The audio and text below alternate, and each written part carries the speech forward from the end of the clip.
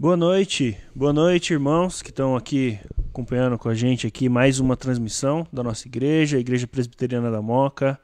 Seja bem-vindo a mais um Tá na Bíblia. Tá na Bíblia, né? Tá na Bíblia. Tá na Bíblia. Então, mais um Tá na Bíblia aqui nessa noite fria, muito fria. Eu já reclamei do frio aqui umas 10 vezes desde a hora que a gente chegou, mas graças a Deus a gente está aqui hoje. Vai ser uma noite muito boa para a gente poder conversar sobre a palavra de Deus, sobre a vida cristã, para a gente poder crescer juntos. Então, boa noite, pastor Rodolfo, boa noite, pai. Como é que vocês estão aí nesse frio congelante? Opa, bastante frio. Eu tô com os dedos aqui endurecendo, né? Boa noite, irmãos. Boa noite, pastor Rodolfo. Boa noite, Jonatas. Alegria estar aqui de novo com vocês, para a gente ter mais esse tempo aqui de estudo bíblico. Hoje, como o Jonatas já anunciou, eu tá na Bíblia, então nossa tarefa aqui é responder as perguntas que vocês mandaram. Inclusive, acho que essa semana a gente deve mandar aí um novo formulário para municiar aí nossas perguntas, né? Porque nós já estamos chegando no fim daquela primeira etapa, né? E lembrando sempre que as respostas que nós queremos dar são as respostas de acordo com a Escritura Sagrada, né? E não de acordo com a nossa opinião, não é? Isso. Boa noite, pastor Aguinaldo. Boa noite, Jonatas. Eu acho que o seu microfone não tá ligado. Fala de novo aí, por favor. O meu? Do pastor Rodolfo. Do pastor Rodolfo. Acho que agora foi. Tá ligado. Ué. Oi, som, teste. Som, teste. Tá com som. Agora sim. Boa noite. Aqui a gente é trocando o pneu com o carro rodando. É isso aí. Sejam bem-vindos, meus irmãos. Uma alegria poder estar aqui de novo, poder tê-los junto conosco. Boa noite, Jonatas. Boa noite, pastor Aguinaldo, os nossos companheiros aqui, os nossos mosqueteiros de toda a transmissão. Hoje o Guilherme não está conosco, né? Mas por uma boa causa, está defendendo o pão nosso de cada dia. Está a trabalho, se o Senhor permitir, logo ele estará na transmissão aqui conosco juntamente, e que essa noite possamos mais uma vez aprender daquilo que o Senhor tem reservado para nós, que hoje de forma especial é tratar aí um pouquinho a respeito de relacionamentos. Perfeito. Exato. Bom, para o tema de hoje, o título, né, é Relações Perigosas. Eu acho que esse é um título amplo, né, mas a gente vai poder conversar bastante sobre várias questões aqui, sobre relacionamento de casamento, jogo desigual. Não sei se vocês já ouviram essa expressão antes. Talvez para quem é novo na fé essa expressão seja nova. Hoje você já vai começar com o pé direito, né? Muitas vezes essa expressão ela é mal interpretada, né? Hoje, verdade, se Deus quiser, a gente vai conseguir fazer um resumão aí. E dentre outros assuntos como sexualidade, casamento, que eu já falei. Eu tô rodando as perguntas aqui, ver se eu acho novas palavras para falar os assuntos que a gente vai falar. Mas vai ser muito bom, né? Com certeza. Jonas, eu queria começar já falando uma coisa que é importante, né? Que geralmente quando a gente recebe as perguntas, a gente fica, às vezes, tentando descobrir o que a pessoa está querendo perguntar por trás da pergunta, né? Exato. Então, só lembrar os irmãos que quando você receber o formulário para novas perguntas, as perguntas são anônimas. Então, por isso aqui o tema lá atrás é tudo que você sempre quis saber e tinha vergonha de perguntar. Então, não precisa ter vergonha de perguntar, pode perguntar explicitamente, né? Exato. Mas, ao mesmo tempo que tem esse aspecto, um outro aspecto que eu queria levantar é o seguinte, que as respostas que nós vamos dar são respostas genéricas a partir de preceitos bíblicos. Sim. Então não dá para a gente fazer uma leitura aqui ou dar uma resposta para um caso específico, né?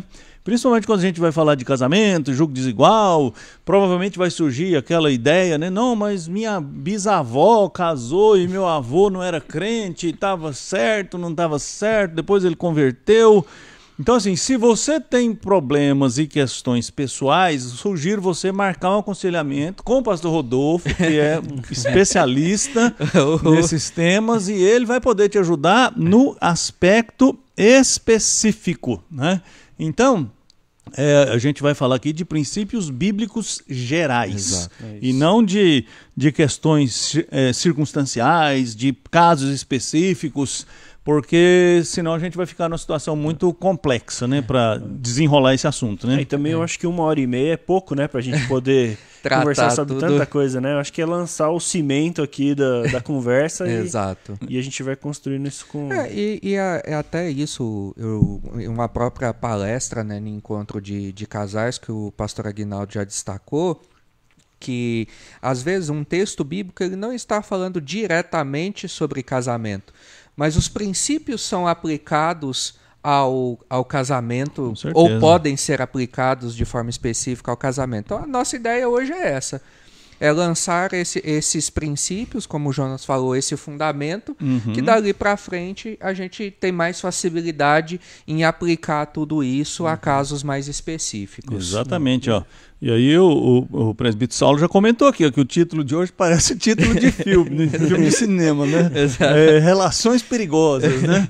Então, e o propósito é isso mesmo, né? O título a gente às vezes fica procurando um título para provocar mesmo e talvez às vezes o tema não vai ficar tão explícito, mas eu acho que esse título é exatamente sobre como que se dão as relações pessoais, sobretudo na vida conjugal, namoro e tudo isso, à luz da Escritura Sagrada, né? Exato, então, vamos ver o que a Bíblia diz. E uma coisa legal, aproveitar que hoje é dia que a gente pode ficar conversando aqui, né? Porque domingo de manhã tem a aula e tal, sobra 10 minutinhos pra falar, então hoje eu vou falar tudo que eu não falo nos outros. Hoje vai desopilar o fígado. Mas um negócio legal que o pastor Rodolfo falou é essa questão de princípios aplicáveis, né? Eu sempre falo isso quando tenho a oportunidade, de que vamos colocar assim, eu demorei muito para entender isso, porque as pessoas sempre falam, a Bíblia tem resposta para tudo, a Bíblia tem resposta para tudo, e às vezes a gente abre a Bíblia procurando a resposta específica para o nosso problema, né? Exato. Não, mas fulano de tal casou com uma pessoa da igreja católica lá do Tatuapé. Será que a Bíblia fala sobre a igreja do Tatuapé? Eu sei que é um exagero, né? Uma brincadeira, mas a Bíblia traz princípios, sim, para todas as situações, né? Perfeito. A gente só precisa pensar um pouquinho e trabalhar um pouquinho a cabeça, que às vezes dá um pouco de preguiça, mas vale a pena. E ter vontade de aplicar esses princípios, né? Porque às vezes a gente tem dificuldade exatamente por isso, porque a pessoa quer um princípio, aliás, ela não quer um princípio, ela quer uma resposta para ela, né? Exato. E infelizmente, como a gente tem aí alguns profetas de plantão que dizem ter respostas específicas para todo mundo, às vezes o crente fica nessa angústia esperando que Deus mande um anjo ou mande alguém, porque ele quer saber se aquela pessoa é a pessoa certa, se aquele emprego é o emprego certo. E essas decisões, elas têm que ser fundamentadas em princípios, né? E não em revelações particulares, né? Mas enfim, acho que a gente já vai ampliando demais, né, o assunto, né? Daqui a pouco começa a surgir as perguntas aqui e a coisa complica. Mas antes da gente fazer ir para a primeira pergunta aqui, eu acho que a gente devia ter uma vinheta do momento mais antes, né? Era que a gente vai falar do compartilhamento, de curtir essa transmissão. Exato. Esse momento é muito importante porque isso potencializa o alcance dessa transmissão e com certeza pode abençoar outras pessoas que venham a assistir essa grande conversa aqui, né? Deixa eu ver se eu consigo abrir aqui rapidinho. Não consigo. Bom, se você compartilhou, como por exemplo o Roger e a Glaucia, que eu consigo ver aqui que compartilharam publicamente, a gente vai falar o nome de vocês aqui em alguns momentos aí para agradecer esse suporte dos irmãos. Boa. Certo? Eu também compartilhei, viu? Compartilhou. Não apareceu aqui pra mim. Eu também tô com a tela minúscula aqui, eu preciso melhorar aqui. Tá certo. Bom, vamos começar então? Esse round de perguntas aí, onde eu só pergunto e não respondo nada, e vocês respondem tudo? Vamos começar orando, né? Pode ser. Então, vou fazer uma oração. Vamos orar, irmãos. Senhor, em nome de Jesus, nós estamos aqui hoje para investigar o que a sua palavra diz sobre os nossos relacionamentos, e nós queremos pedir ao Senhor que, acima de tudo, nos dê a graça de sermos fiéis ao que a sua palavra ensina, e nos dê, ó Pai, a humildade e a disposição para obedecer o que a sua palavra diz, mesmo que não seja aquilo que nós gostaríamos de fazer. Amém.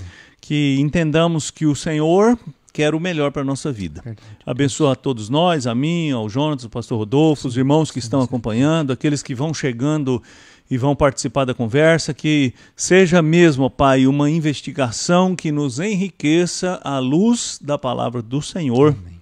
Eu te peço em nome de Jesus. Amém. Amém. Amém. Amém. Amém. Vamos lá, então. Vamos lá. Relações perigosas.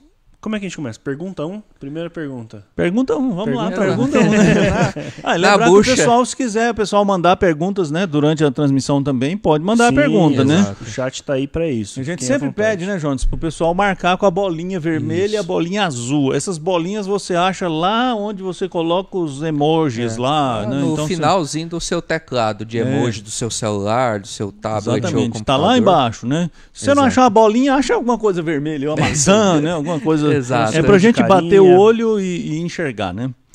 Perfeito. Então, pergunta número 1 é a seguinte.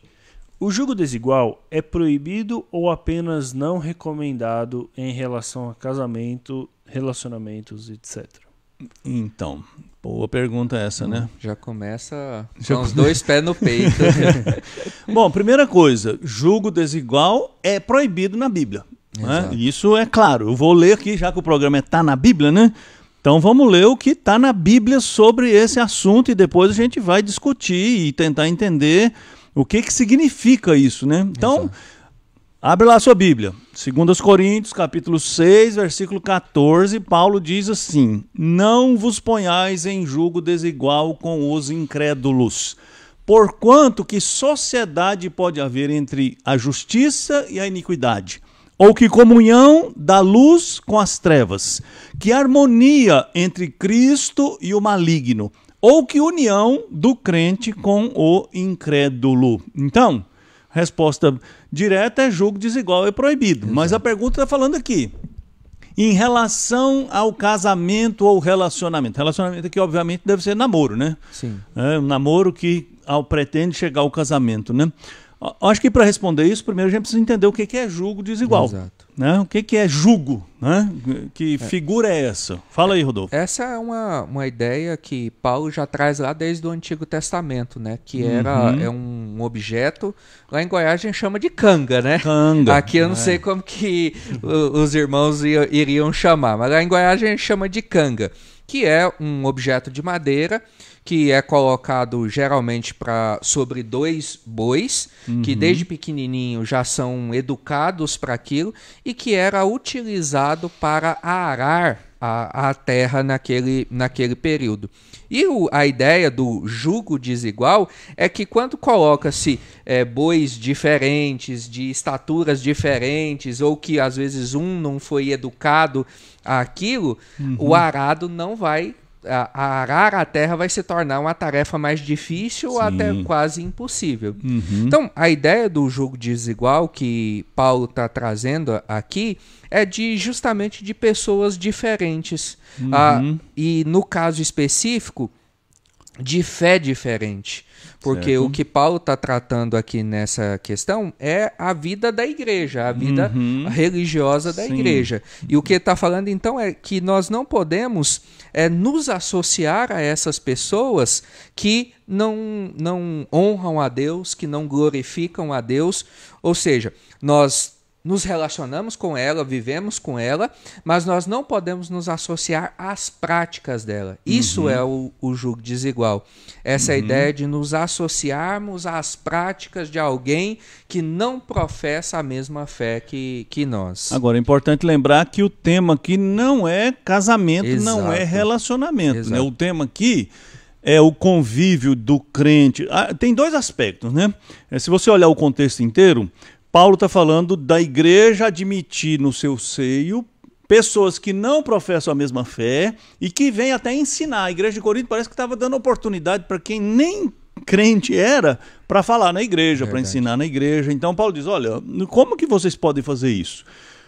Quando você continua lendo o texto, você chega no capítulo 7 e você vai ver também que o contexto falava de pessoas que se declaravam cristãs, mas que viviam como não cristãs. Então Paulo diz, olha, não dá para juntar essas duas coisas, né?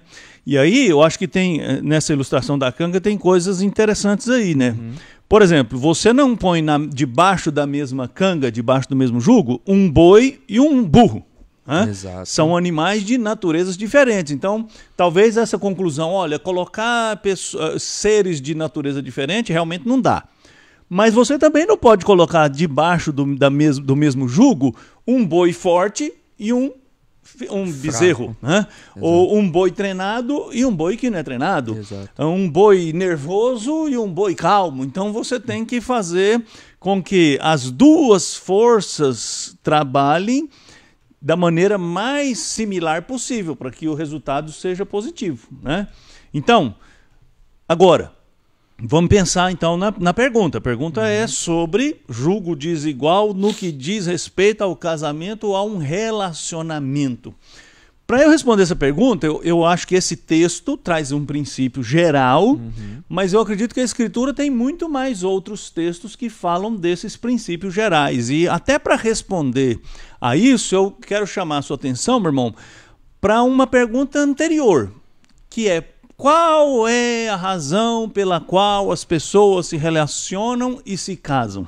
Né? Por que Deus estabeleceu o casamento? Por que Deus estabeleceu que um homem precisa de uma mulher e juntos eles precisam cultivar a sua vida? E aí, de novo, né? Vamos voltar para Gênesis capítulo 1, 2 e 3. Né? Inclusive, só uma parte, às vezes pastores, pregadores que utilizam esse texto de 2 Coríntios para falar a respeito do jugo desigual no casamento, ele está cometendo um equívoco interpretativo.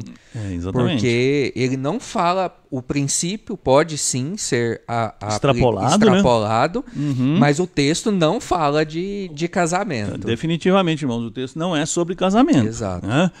O princípio, como você falou bem, ele pode ser extrapolado, mas ele pode ser extrapolado à luz de outros textos e de outras aplicações. Né? Como o que o senhor citou agora. Então, quando a gente volta lá para Gênesis, né, e eu estou dizendo isso aqui para os irmãos muitas vezes, né, que eu fico impressionado como as respostas estão lá em Gênesis. Né? Quando Deus criou o mundo perfeito, né, perfeitamente adaptado para o homem, e criou o homem, colocou o homem lá, Deus é curioso, né? Você lê o texto, Deus deu uma ordem para o homem não comer da árvore. Exato. E a mulher ainda não tinha sido criada, né? Lá em Gênesis 2. E aí Deus criou a mulher, porque depois de ter dado aquela ordem, o texto diz: e viu Deus que tudo era muito bom, mas aí tem alguma coisa que não é bom. Em Gênesis 2,18 diz lá: não é bom que o homem esteja só, far-lhe-ei uma auxiliadora que lhe seja idônea. Né? Então, qual que é a ideia dessa união entre o homem e a mulher? Qual é o objetivo de um relacionamento conjugal? E do namoro, obviamente, Sim. que pretende chegar ao casamento. Aliás, todo namoro pretende chegar ao casamento, viu, irmãos? Eu abri esse parênteses aí, né? Exato. Crente não namora por lazer, por diversão, por simples prazer, né? Essa questão que estava na moda uns tempos atrás, já passou essa moda, né? Ficar, essas coisas aí, nem entrar nesse aspecto, né? Mas então, voltando lá. Então, Deus estabelece esse relacionamento para que o homem e a mulher possam servi-lo melhor, possam crescer juntos, possam desenvolver o seu máximo potencial. Né? E aí a pergunta que um crente precisa fazer quando ele vai começar um relacionamento, um namoro, é: em que medida namorar com essa pessoa, me relacionar com essa pessoa, vai me capacitar a servir a Deus melhor? E aí o princípio de 2 Coríntios Exato. Vai nos ajudar. Exato. Quando Paulo pergunta, então, que comunhão pode haver entre a luz e as trevas? Como é que o incrédulo pode ajudar um crente? Então, a questão do jugo desigual, ela se torna um problema porque este relacionamento, com certeza, não vai ajudar o crente a ser um crente melhor. Por quê? Ele vai se associar com uma pessoa que nem compartilha da mesma fé. E eu achei curioso que eu estava estudando sobre isso, né, e eu vi um comentário de alguém, um ateu, fazendo o seguinte comentário: olha, os crentes ficam discutindo se devem se namorar ou devem casar com ateu, e eu quero dizer como ateu que é muito chato namorar com um crente. Porque o crente fica querendo convencer você de que Deus existe, de que Jesus é o Salvador. Ou seja, o próprio ateu está falando que as concepções que cada um tem da vida e do que é importante na vida, não vão bater. Exato. Né? Então, agora vamos olhar um outro texto que eu coloquei aqui, está na Bíblia, lá, 1 Coríntios 7, 39. 1 Coríntios 7, Paulo vai falar sobre várias questões envolvendo casamento. Né? Se deve casar, se não deve casar, o que faz com a filha que é moça, enfim. E lá no versículo 39, Paulo fala assim, ó, a mulher está ligada enquanto vive o marido. Ou seja, enquanto o marido está vivo, ela está ligada a ele. Contudo, se falecer o marido, fica livre para casar com quem quiser, mas aí tem uma qualificação aqui, né? Mas somente no Senhor. Então a pergunta que eu responderia, gente, se vocês quiserem interromper, pode interromper, viu? Porque Tá bom demais. Se dá corda aqui, eu vou falando, né? Então a pergunta, é proibido ou é só recomendado? Eu respondo essa pergunta dizendo assim, em qualquer área da vida cristã, incluindo a escolha de alguém com quem você se relaciona, você precisa primeiro perguntar se esta relação, se este trabalho, se essa escola, se este curso, se essa escolha que você vai fazer vai tornar você um crente melhor, um servo de Deus melhor. Se essa relação vai fazê-lo crescer. Se essa pessoa, vamos pensar num rapaz, né, para ser fiel ao texto lá. Quando Deus criou a mulher, Deus falou assim, eu vou fazer uma auxiliadora idônea. Né? E hoje mesmo eu usei essa ilustração para tentar explicar o que é uma auxiliadora idônea. E a melhor ilustração que eu já ouvi é comparar essa idoneidade com uma luva. Né? Então, por exemplo, você vai fazer um serviço, por exemplo, um cirurgião. O cirurgião não pode operar alguém usando a luva de raspa de couro, né? Imagina, fazer uma cirurgia cardíaca usando uma luva de raspa de couro. Sabe o que é luva de raspa de couro, né? Aquela luva grosseira, cinzenta. Para fazer uma cirurgia, ele precisa de uma luva em que ele tenha sensibilidade, né? Que proteja, mas ao mesmo tempo ele não perca aquela sintonia fina com a mão, né? Agora você imagina um soldador fazer uma solda com uma luva de látex. Ou seja, a luva certa para o serviço certo. Então a auxiliadora idônea é aquela mulher que Deus colocou ao lado de Adão para ajudá-lo. Ah, pastor, mas tem o pecado, né? O pecado é outro capítulo, né? Exato. Depois no capítulo 3. Capítulo 3, né? Estamos no capítulo 2 ainda, né? Então, essa pessoa, antes de perguntar se é proibido, você tem que perguntar a si mesmo, e perguntar a Deus, e perguntar a razão pela qual você está procurando um relacionamento com aquela pessoa. E eu sei que as pessoas talvez vão dizer, né, que a gente vive na era da emoção, que as pessoas pensam, mas eu não... E o meu coração, né? Eu estou me sentindo atraído, quero ficar com essa pessoa. Eu pergunto assim, se a gente aplica esse tipo de princípio em outras áreas importantes da nossa vida. E a resposta vai ser não. Por que a gente aplicaria em uma das áreas, e eu diria até na área mais importante da sua vida, que é escolher alguém com quem você vai dividir sua vida de maneira plena, sua intimidade, seus sonhos, seus projetos, seus valores, sua fé. Então, um relacionamento precisa ajudar você a cumprir a sua missão cristã. E o que parece, né, nesse caso de relacionamentos, o namoro e posteriormente o casamento, é que parece que a gente, de uma forma insistente, parece que quer acreditar que nesse ponto Deus não intervém. Boa. Ou que jeitinho, né? ou que ele não intervém, ou que ele faça a minha vontade, como o senhor destacou.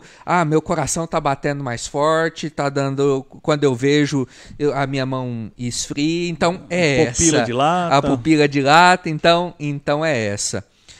Então, e aí voltando um pouquinho mais, eu acho que essa ideia que o senhor trouxe de demonstrar que o casamento, as bases dele estão lá na criação, que é um mandamento criacional, isso já nos ajuda a entender que, de fato, Deus faz parte desse momento e que Ele, como Senhor da nossa vida, nós precisamos consultá-lo, e as suas diretrizes precisam ser aquilo que a gente vai seguir. Nesse ponto dos relacionamentos, é um ponto, sim, onde nós precisamos também glorificar a Deus. Com certeza. Onde nós precisamos fazer a vontade de Deus, por mais que, às vezes, o nosso desejo seja outro. Por mais que, às vezes, a nossa intenção seja outra. E às vezes, né, principalmente às vezes os jovens, naquele impulso ali da paixão, da juventude, às vezes é um ponto que não consegue entender e às vezes acaba entrando em relacionamentos, às vezes até posteriormente em casamentos que vão ser danosos para eles. Porque, assim, às vezes o argumento é muito fraco, né? Às vezes no julgo desigual, fala, mas eu vou evangelizá-lo. Mas com fulano, deu certo, se converteu. Primeiro que a experiência não é e nunca foi a nossa regra de fé e de prática. Com certeza. E em segundo ponto, se a gente for de fato, então vamos analisar os números de pessoas que vieram para, vamos dizer, para o lado da fé, são muito menores do que aqueles de que pessoas que permaneceram, ou de que aquele que estava de cá foi pro lado de lá. E uma coisa que é importante, né? Eu ainda não li na Bíblia que namoro e casamento é método missionário, né? Exato. Então eu vou estabelecer como método missionário o namoro, né? Eu vou namorar com várias pessoas para evangelizá-las e vou estabelecer essas relações assim para ter mais proximidade. Então, o jugo desigual, a relação conjugal é uma coisa muito séria, é uma escolha que vai afetar a vida inteira de alguém, né? Então, não é algo que você possa decidir passionalmente só, né? Paixão passa, né? Esse ímpeto passa. Nós não somos e não podemos ser dominados pelas nossas paixões. Lá na frente até a gente vai falar sobre isso, porque tem umas perguntas aí sobre sexo, né? Então a gente vai falar sobre esse ímpeto que muitas vezes há dentro de nós e quer nos empurrar a fazer escolhas baseadas apenas nas emoções. E a gente, como cristão, como você colocou muito bem, a nossa regra de fé e prática é a Escritura Sagrada. Exato. Não é a experiência, não é a vontade, não é a boa vontade, não é a boa intenção, né? Talvez a pessoa tenha até uma boa intenção, mas a pergunta é, essa boa intenção está regulamentada na Escritura Sagrada? Então eu não posso esquecer, como um discípulo de Jesus Cristo, que eu não me pertenço mais. Né? Quando Jesus Cristo disse lá, quem quiser me seguir, primeiro tem que morrer, inclui morrer para os seus próprios interesses, de tal maneira que os interesses de Cristo venham antes. Agora, olha que coisa boa. Cristo não impediu-nos de casar. Exato. A Escritura Sagrada não nos impede de casar, mas ela estabelece limites, ela estabelece princípios, né? E eu uma vez ouvi uma ilustração que eu achei muito interessante, que é a ilustração de um rio, né? Um rio caudaloso é uma força muito poderosa e abençoadora, né? Onde um rio passa tem vida, tem produtividade, ótimo, desde que esse rio esteja dentro da sua caixa, né? Exato. Quando tem uma enchente e aquele rio extrapola os seus limites, aquilo que antes produzia vida, produz morte. Então, um relacionamento conjugal é uma bênção, porque Deus criou o homem e a mulher para construir uma relação conjugal. Exato. mas ela é uma bênção dentro destes limites estabelecidos por Deus. E a gente nem entrou no Antigo Testamento, né? Se você entrar no Antigo Testamento, e eu não entrei de propósito, porque as pessoas, mas é Antigo Testamento. Mas se você for para o Antigo Testamento, você vai ver a importância que Deus dava ao povo de Israel manter suas relações conjugais dentro da fé judaica. Podia até, talvez, um gentio se tornar um judeu, sim, né? Se converter, mas precisava converter primeiro. Exato. Né? Para depois haver uma possibilidade de relacionamento. Por quê? Porque a vida conjugal, ela mistura as pessoas de tal maneira, né?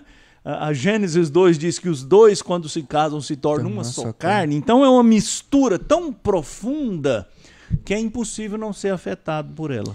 Inclusive, é impossível, né, quando a gente fala disso, desse assunto e volta os olhos lá para o Antigo Testamento, Salomão, né? O texto da Escritura é muito claro dizer que a ruína de Salomão começa com os casamentos mistos. Com os julgos desiguais que ele foi assumindo e já é errado, né?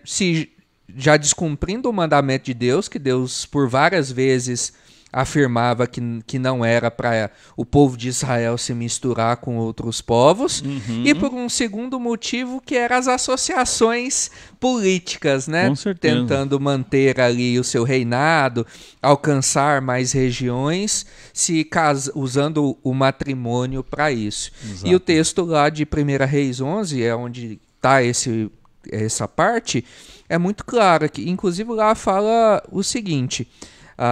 Deus falando, né, para não caseis com elas, nem se casem elas convosco, pois vos perverteriam o coração para seguir a seus deuses. A esta se apegou Salomão pelo amor, sendo já velho, suas mulheres lhe perverteram o coração para seguir outros deuses, e o seu coração não era de todo fiel para com o Senhor seu Deus, como fora o de Davi, seu pai. Então ali a questão não é racismo, sim, não é questão social, é uma questão espiritual. Exato. Então o problema das associações desiguais é que um vai puxar para um lado e o outro vai puxar para o outro. E esse é um grande problema que o crente deve evitar. Vamos para frente, né? Que nós já fomos meia hora aqui só numa pergunta. Não, posso só fazer um comentário aqui que eu estava pensando enquanto você estava falando? Sim. Que às vezes eu tenho a impressão de que a gente, ser humano, a gente romantiza demais as coisas. E aí é uma percepção minha, você pode me corrigir se eu estiver errado, mas eu não vejo o cristianismo como uma coisa muito romântica, sabe? Não é mesmo. Muito fantasiosa, super bonita, que tudo vai dar certo, né? Então, pelo contrário, né? A gente vê... Eu tenho a percepção de que o cristianismo é uma chamada para uma responsabilidade, né? Para assumir um compromisso que vai ser um incômodo para as pessoas, de que vai fazer com que as pessoas não se sintam bem ao seu lado, né? No sentido de que você vai confrontar costumes, confrontar preconceitos. Então, eu percebo, principalmente nas últimas gerações... Nossa, agora eu me senti... Velho. Bem-vindo ao nosso mundo. De que as coisas estão cada vez mais sendo romantizadas, sabe? Tudo vai dar certo, sabe? O amor é lindo. O amor é lindo, um futuro maravilhoso te aguarda, tal, mas a gente vê que não é bem isso que está acontecendo. O que importa é o amor. Então, eu acho que às vezes falta na gente, eu falo por mim mesmo, uma questão mais pragmática na vida cristã, né? De que as coisas não são assim tão bonitinhas, né? O pecado tá aí por todo lado, destruindo tudo, destruindo famílias, destruindo pessoas. Então, eu acho que a gente precisa ter às vezes, um pouquinho dessa injeção de realidade de tornar as coisas mais pé no chão, né? Exato. Pensa bem, por que existe uma coisa chamada fé cristã? Porque existe o pecado. Exato. Porque existe uma falha muito grave no seio, no coração do homem, que precisa de cura, que precisa de transformação. E quando o coração desse homem é transformado, ele continua vivendo num mundo doente, enfermo. Exato. E ele passa a ser uma pessoa saudável cercada de pessoas doentes. Isso não faz dele... Ele não está saudável porque ele era melhor do que os outros, né? Ele foi transformado. E aí a gente passa a fazer parte de um movimento que eu acho que um livro do John Stott, que é um comentário do Sermão do Monte, define isso muito bem. O livro se chama Contra a Cultura Cristã. Então recomendo você que leia, né? É um comentário do John Stott sobre o Sermão do Monte.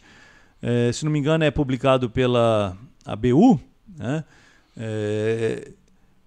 Então o crente ele está num processo de contracultura, de resgatar a cultura, de transformar a cultura e de abraçar uma vida que vai na contramão. Então a vida cristã muitas vezes vai colocar você numa situação desconfortável.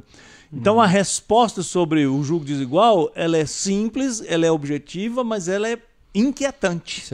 Como quase tudo na vida cristã é inquietante, porque você passa a viver uma nova vida em um velho mundo. Exato. Você abraça, pela graça de Deus, você foi abraçado por um novo viver com novos objetivos, novos valores, mas você está cercado de pessoas que vão discordar de você. E isso é sério.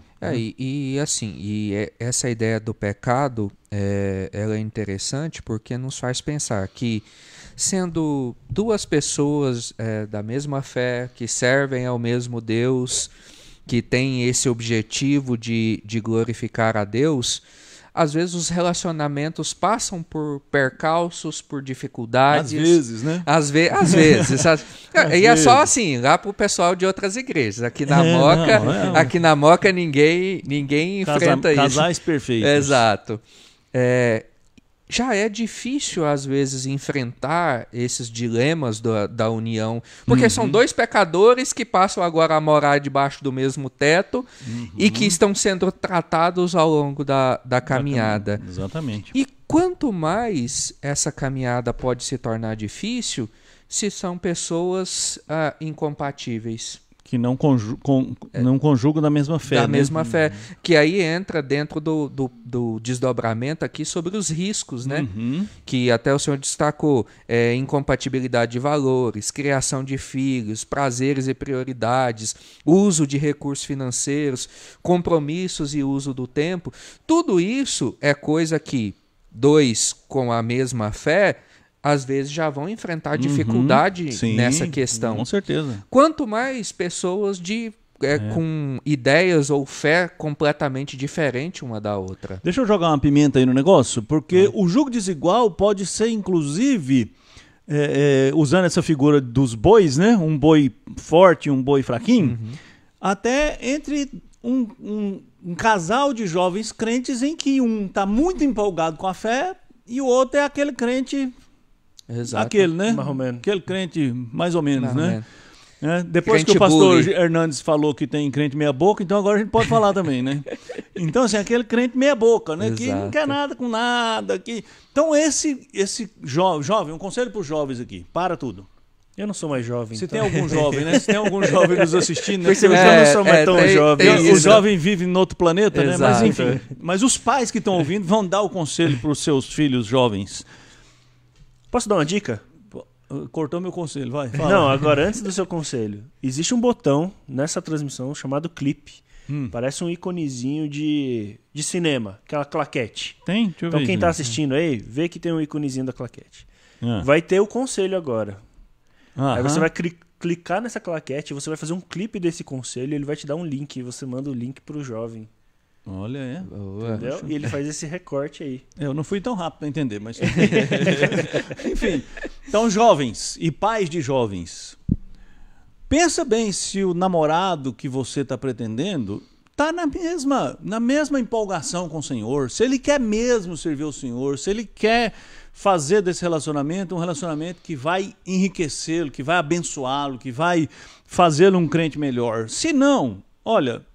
O tempo da juventude é o tempo que você pode namorar, desnamorar, pode voltar atrás, pode desmanchar. Exato. Depois que casou, aquela Acabou. brincadeira, né? Pegou, colou, né? Acabou. Então, assim, voltando lá nas incompatibilidades, né?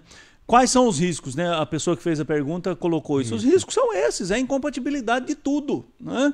De tudo. Como é que vai ser criado esses filhos? Vai ser na fé cristã ou vai ser fora da fé cristã? Como é que você vai gastar o dinheiro? É investindo na obra do Senhor ou não vai poder investir na obra do Senhor? Como é que você vai escolher o estilo de coisa que você vai fazer, os seus programas, o seu prazer? Um quer uma coisa, o outro quer outra coisa. Um quer ir para a igreja, o outro quer ir para o boteco. Exato. E aí, como que vai ser essa convivência? Então, enfim, vamos para frente, Jonas, que já vamos pra frente. Tem pergunta aí? Parece que tem pergunta aí. Tem pergunta. Vamos então, interagir com o pessoal, porque se não der tempo, a gente joga para semana que vem. Exato. Beleza, certo? perfeito. Então vamos lá. A primeira pergunta foi da Glaucia, que na verdade foi do Keller, que é a seguinte. E na parte comercial, por exemplo, um sócio ou um parceiro comercial não temente a Deus também é um jugo desigual? É um jogo desigual. Exato. É, boa pergunta, Keller. Como é que você sabe que era o Keller e não era a Glaucia? Ela falou, Keller está perguntando. Ah, então tá bom. Então, Keller, bom ter você aí, hein? Então, o problema é o mesmo. Exato. Né? Ou seja, se você entra num negócio... Irmãos, agora presta atenção. Não existe uma proibição bíblica para isso. Exato. Não é pecado, né? Então, eu diria até que um crente casar com uma pessoa que não é crente, eu não diria nem que isso é um pecado. Eu diria que isso é você acabar escolhendo uma coisa que pode fazer um mal muito grande para você. Exato. Né? Mesma coisa é você se associar num negócio com uma pessoa que não é cristã. Provavelmente essa pessoa estará disposta a conduzir os negócios de uma maneira que um cristão talvez não possa conduzir. Eu estou dizendo com isso que não tem não cristão que não é honesto? Não, diz aí que não tem. Tem não cristão que é honesto, pessoas íntegras, pessoas justas, pessoas boas nesse sentido moral. Eu não posso dizer que todo não crente não presta. Isso seria um absurdo, seria uma aberração, Exato. seria uma afronta.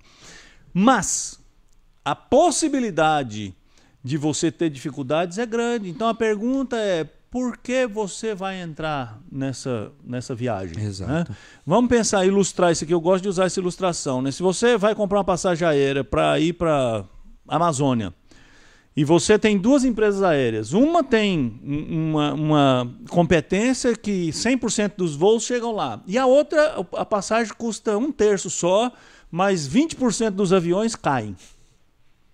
Você vai comprar a passagem nessa empresa aí? Exato. Não vai. Então, a gente precisa ter sabedoria. Né? Exato.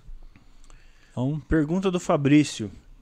Jugo desigual se refere a quaisquer relações com não crentes? Por exemplo, tenho um familiar que não é convertido e professa fé diferente da minha. Como proceder?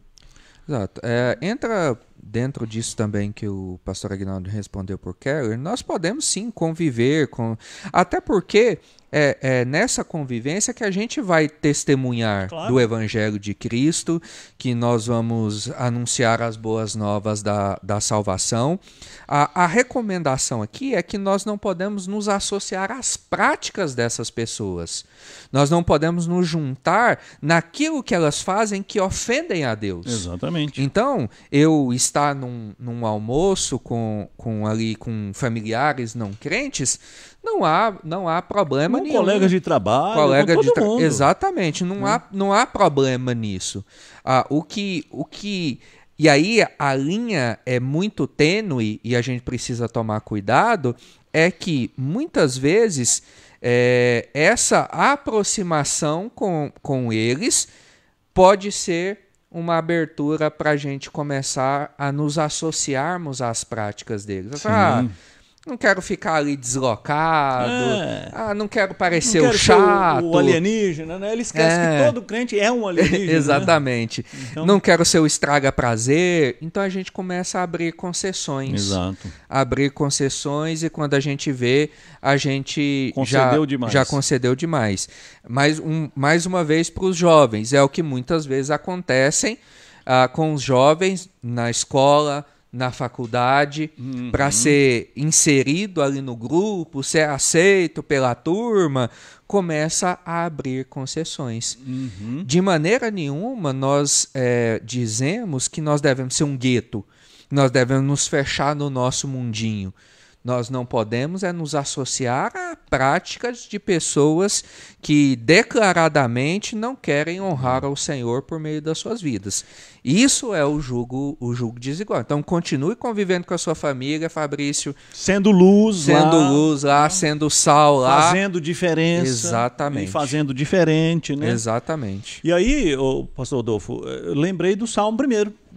Bem-aventurado é o homem que não anda no conselho dos ímpios, não se detém no caminho dos pecadores e nem se assenta na roda dos escarnecedores. É claramente ali, na poesia hebraica, o que a gente chama de paralelismo de degraus, né? Só que ali o degrau é ladeira abaixo, né? Então, o processo de decadência, nem sempre ele é perceptível, né? Então, os degraus ali vão assim, ó. Primeiro você anda no conselho, você bate papo, daqui a pouco você senta lá, né? Ou seja, você vai... para lembrar do que Paulo diz, as más conversações vão corromper os bons costumes. Então, o pastor Rodolfo está coberto de razão. É impossível você cumprir a missão cristã se você construir um mosteiro, né? Exato. O que no passado fizeram? Leram esse texto e falaram, então nós não podemos andar perto de não crente. Então vamos mudar para a montanha, fazer um mosteiro lá, que lá nós vamos ser santo. Né? E a gente sabe o que os mosteiros viraram, né? Antros de corrupção e perversidade e tal, não sei o quê. Por quê? Porque não é isso. Não é isso. O problema é quando essa proximidade vira uma associação e depois ela se transforma num conluio, né? Numa junção de força e você se torna igual. Exato. Então, esse é o problema. Né? Perfeito. Mais uma pergunta do Ricardo Simeonato. No Antigo Testamento, quando era permitido os homens terem mais de uma esposa, de alguma forma isso também não seria um jugo desigual? Então, era permitido? Não era o plano original de Deus, né? Se fosse o plano original de Deus, Deus tinha tirado uma meia dúzia de costela de Adão, né? E tinha feito já um harém, né? Por que Deus fez uma mulher? Né? E por que Deus diz, o homem se unirá à sua mulher e se tornarão os dois uma só carne, né? Eu até brinco, né, que às vezes tem alguns homens aí que talvez preferia que Deus, ao invés de fazer Eva, fizesse um time de futebol, né? Porque prefere o time de futebol do que a mulher. Mas, enfim, isso é outro capítulo, né? Então, assim, Ricardo, uma coisa que é importante. Há muitas coisas que a Bíblia conta que aconteceram e nem sempre ela emite um juízo de valor. Exato. Né? A poligamia, ela foi aceita, ela foi, vamos dizer assim, uma concessão circunstancial, momentânea, com o fim até de que a nação pudesse se desenvolver, mas o plano original de Deus sempre foi uma relação monogâmica. E basta ler o Antigo Testamento que você vai ver como esses casamentos poligâmicos causaram tragédia, né? Exato. A tragédia na vida de Abraão. Pensa Abraão, gente. Pensa Abraão que teve um filho com a escrava, que depois ele teve que mandar o filho embora. E aquilo foi uma tragédia para Abraão. E foi um problema com Sara. Depois você chega na casa de Jacó, né? A brigalhada que era aqueles filhos lá, e assassinato, ou tentativa de assassinato, né? Não chegou a assassinato, não chegou a vias de fato, né? Mas depois chegou lá no caso de Siquém e Diná, aquela tragédia toda envolvendo os siquemitas. Enfim, a poligamia, ela foi contada, ela aconteceu. E é muito curioso isso, né? Que a Bíblia não esconde os problemas que os heróis da Bíblia tiveram, porque eram seres humanos, mas ela não é o caminho que Deus escolheu. Ela é um caminho que Deus tolerou. Exato. Inclusive, a poligamia, a gente vê ela após relato da queda, né? Gênesis 4, se eu não me engano, acho que com Lameque. Exatamente. Que nós vemos o início dessa realidade da poligamia. E, de fato, os resultados que nós encontramos na Escritura não são os melhores resultados que a gente vê. Com certeza. É isso aí. Boa. Vamos caminhar? Vamos lá. Vamos lá. A gente zerou o chat por enquanto. fazer uma pausa aqui para agradecer as pessoas que compartilharam a nossa transmissão. A gente teve um total de 23 compartilhamentos. Legal. Opa. Então, muito obrigado. Isso ajuda bastante. O Fernando, o presbítero Fernando, o Ulisses, que compartilhou nos grupos Calvinistas Tulip e Teologia Reformada. Então, se tiver alguém desses grupos aí assistindo aí, sejam bem-vindos. A Larissa, a Kelso, o Leandro, a Cimei, Carol, Fabrício, Leandro Quintino, Fábio Ricardo e Ricardo Simeonato. E se eu não falei o seu nome aqui, provavelmente o seu perfil é fechado, então se você me desculpe, abra o seu perfil e aí a gente vai conseguir visualizar aqui. Muito Boa. bom. Próximo. Vamos lá. Próxima pergunta. Qual que é a próxima pergunta? Eu tô com o roteiro aqui, mas eu não sei se a gente vai... É da IPB? Eu acho que é. Então tá bom. Então, a IPB faz casamento de um crente com um descrente? Pausa aqui, eu falei pra vocês que a gente não ia sair desse assunto hoje, né? Antes de começar a transmissão, eu avisei. Vamos lá, então, a IPB faz ou não faz? Então, gente, eu posso começar a responder? Fica à vontade. Depois você entra aí no Tá meio bom. do assunto. Né? Essa é uma pergunta muito boa, porque ela dá oportunidade para a gente falar de um tema importante. Exato. O casamento, em geral, na mente média do brasileiro, consciente ou inconscientemente, eu acho que é mais inconscientemente, as pessoas pensam no casamento com a mente católica. Exato. Quando a pergunta é, a IPB faz um casamento? Então a própria pergunta já revela se a pessoa espera que a igreja o case, né? Mas a igreja não casa ninguém, gente.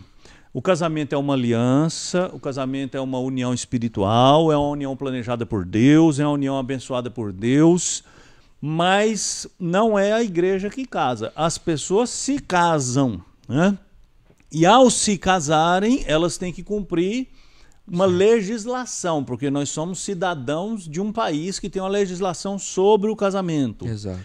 E então as pessoas que têm a capacidade, a consciência, o juízo dentro das normas legais, elas se casam e depois de se casarem, sendo cristãs, elas vêm pedir a bênção de Deus para essa união. Por isso aqui na IPB é assim, ó, um preceito para um ministro realizar uma bênção nupcial é que primeiro o casal se case. Por isso é que quando você vai fazer uma cerimônia na igreja presbiteriana, você já viu uma cerimônia na igreja presbiteriana assim, né? Que o casamento civil, quando ele é um casamento religioso com efeito civil, a cerimônia civil precede a bênção. Exato. Porque primeiro o casal se casa e depois pede a bênção de Deus. Então, a igreja não decide isso, né? A bênção sobre o casal é um exercício pastoral. Então, é o pastor quem decide isso de acordo com os critérios dele, de acordo com a perspectiva dele. Então, há pastores que invocam a bênção sobre casais que um é crente e outro não é crente. Há pastores que não fazem isso. Isso vai depender do escrúpulo do pastor, vai depender da perspectiva teológica dele, né? Porque aí vem uma questão assim, a pergunta é, por que um incrédulo quer receber a bênção de um Deus que ele não crê? Exato. Então algum pastor diz, eu não vou fazer. Outros pastores pensam assim, é esse que precisa mesmo da bênção, então eu vou lá e vou fazer. Exato. Para que ele entenda que ele precisa da bênção. Então, mas isso é uma questão, isso está lá naquele capítulo das questões particulares. Eu mesmo, vou falar por mim, quando a gente é jovem, a gente tem resposta para tudo, né? Então lá no começo eu tinha uma resposta pronta para isso, hoje eu não tenho. Hoje a minha resposta é o seguinte, eu preciso conhecer o casal, eu preciso conhecer a circunstância, eu preciso saber por que aquele casamento está acontecendo, eu preciso entender o que está acontecendo naquele relacionamento para eu tomar a decisão. O que eu digo sobre mim é que, regra geral, com exceções raras, eu não celebro a bênção, eu não invoco a bênção sobre casais que eu não conheço, né? Por quê? Porque aí, como é que eu vou ter uma ação pastoral sobre pessoas que eu nem conheço? Então, agora, mas nem isso é uma regra absoluta, porque às vezes acontecem circunstâncias extraordinárias, enfim. Então... E isso é importante, né? Trazer, né, essa luz a questão da realidade do casamento, né? Porque eu já há algum tempo eu falo que nós somos reformados, mas com a alma católica, católico-romana, e essa ideia do casamento ainda é muito sacramentalista, né? De ser um sacramento que a igreja é que realiza. E aqui, na verdade, é onde nós louvamos a Deus por aquela união e pedimos a Deus a sua bênção sobre aquele casal. Uhum. E eu também digo que eu não tenho uma resposta fechada a respeito disso, de fazer ou não fazer o casamento de descrente. Invocar a bênção. Invocar a bênção. Ó o cacuete aí. É o ato falho. Eu não sou freudiano, mas foi o ato falho. Exato, o ato falho. Até fui se a IPB tinha alguma resolução nesse sentido, não tem nesse sentido, mas o meu também é de analisar caso a caso, de analisar muito bem quais são as razões, motivos, para chegar a uma decisão de invocar ou não a bênção sobre aquele casal. Essa é uma questão muito delicada, né? Assim, nesse caso, né, como aqui na igreja nós cedemos o templo para a realização de casamentos, eu já recebi convite para fazer a celebração do casal.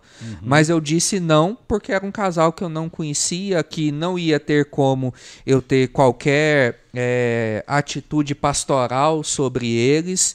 Então eu disse que não faria. Não vou contar por quê, mas essa minha decisão tem uma razão muito séria para ter tomado essa decisão, né? Algumas experiências que a gente passa no ministério que não deveríamos passar, né? Mas a imprudência às vezes coloca a gente numa situação delicada, né? Mas enfim.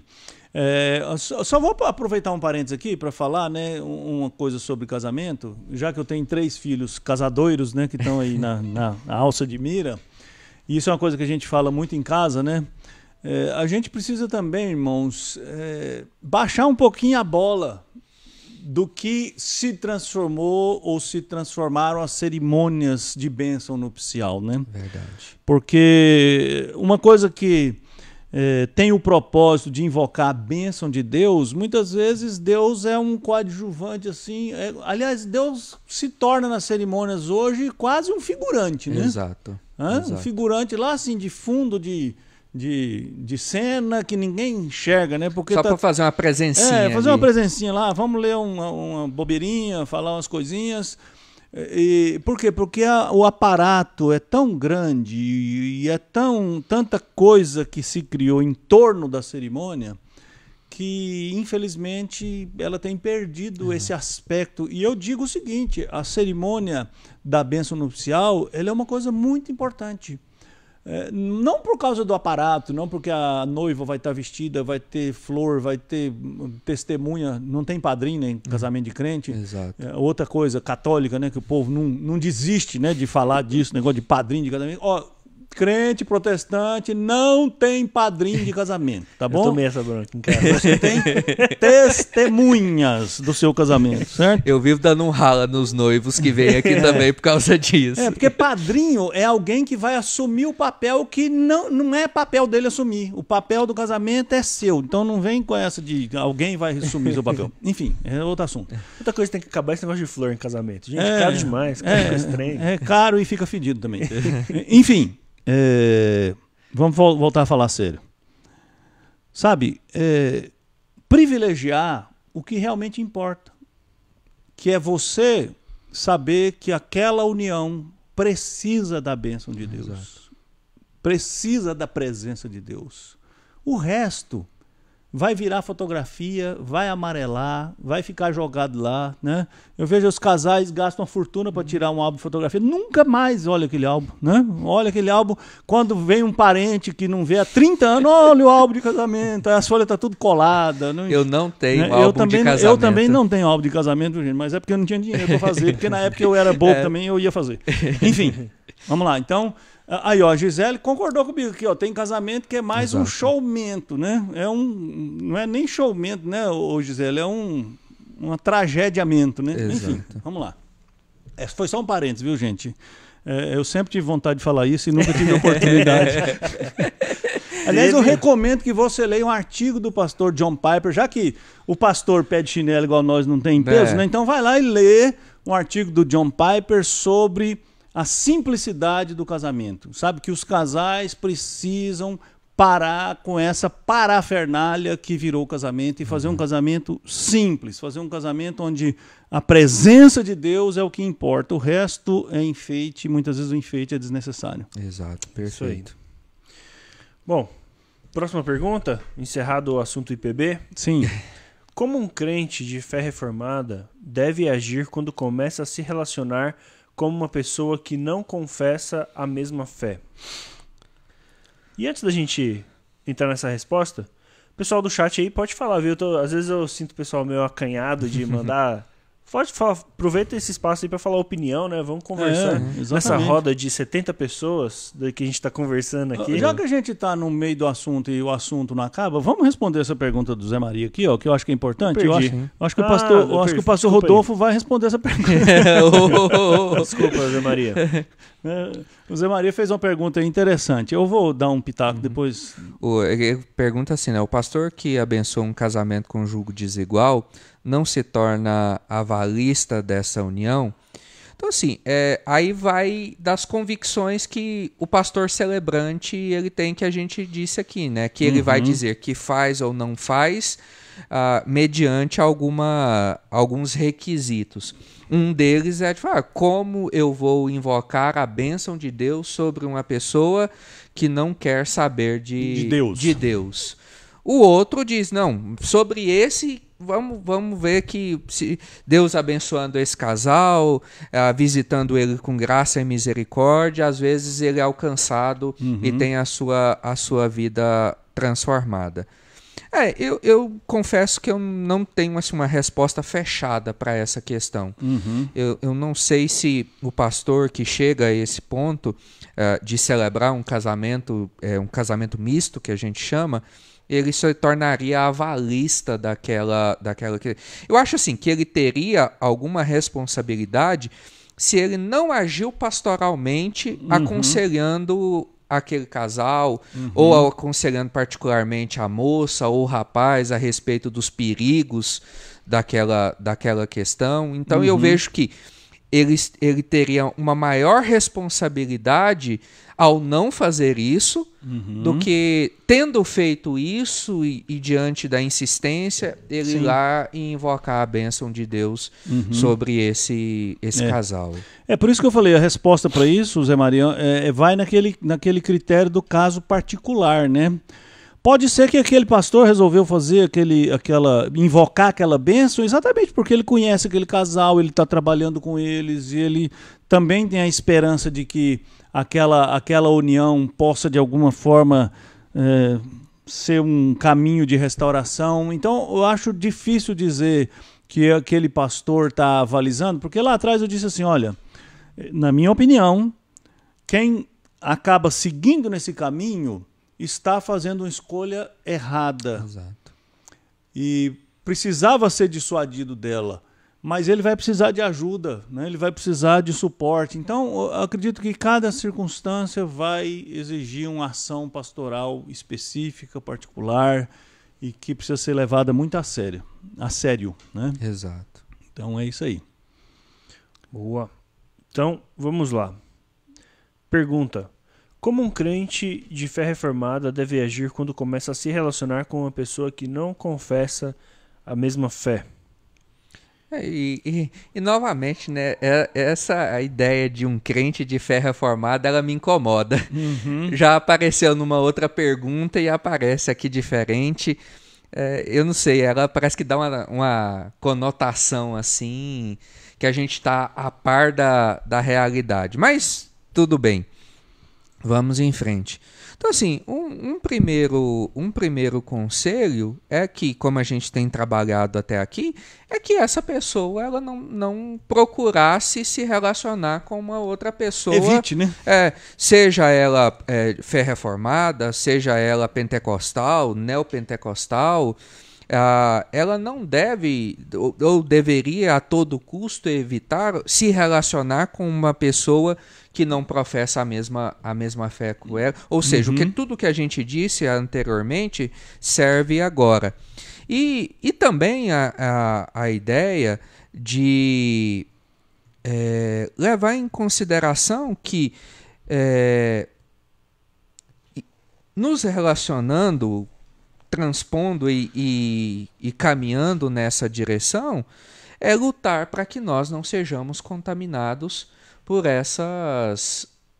pelas práticas delas, pelas suas ideias, pelos seus valores, pelos seus conceitos. Sim. Que até mesmo no esboço que o Senhor compartilhou, a gente tem aqui alguns versículos que mostram essa necessidade, essa orientação da Escritura, que nós não devemos de maneira alguma nos contaminar com as práticas não bíblicas, como por exemplo a Gálatas 5, 24 e 25, que diz: e aos que são de Cristo Jesus crucificaram a carne com as suas paixões e concupiscências. Se vivemos no Espírito, andemos também no Espírito. 2 Timóteo 2, foge outrossim das paixões da mocidade, segue a justiça, a fé, o amor e a paz com os que de coração puro invocam o Senhor. E aí a gente volta naquilo que a gente falou ali anteriormente. A linha é muito tênue. As seduções são muito grandes para a gente ceder às tentações. Sim. O conselho que eu daria é isso, é evitar esse tipo de relacionamento, né? Exato. Então, a pergunta, deixa eu recuperar aqui a pergunta, né? Como o crente de fé reformada deve agir quando começa a se relacionar com uma pessoa que não confessa a mesma fé? Primeira coisa, não deve começar.